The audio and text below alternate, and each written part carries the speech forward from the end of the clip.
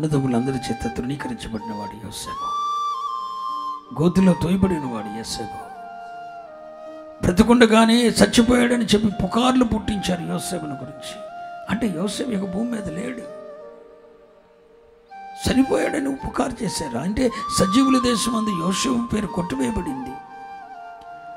అలాంటి యోసేపు, అందరి చేత తృణీకరించబడిన యోసేపు యొక్క జీవితాన్ని మనం చూస్తే బహు ప్రజలను బ్రతికించే స్థాయికి తెచ్చాడండి.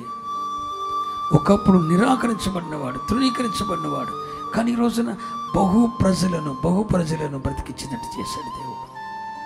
ప్రపంచం అంతటికి అన్నం పెట్టిన మహానుభావుడు అండి యోసేపు.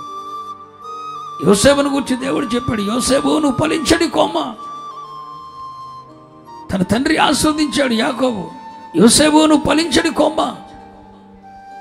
నువ్వు ఎంతగా ఫలిస్తావంటే లోకమంతా కూడా నీ ఫలింపును అనుభవిస్తుంది.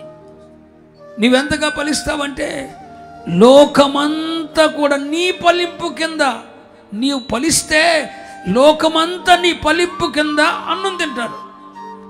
ప్రజలందరి ఆకలి తీర్చగలిగినంతగా నువ్వు ఫలిస్తావు.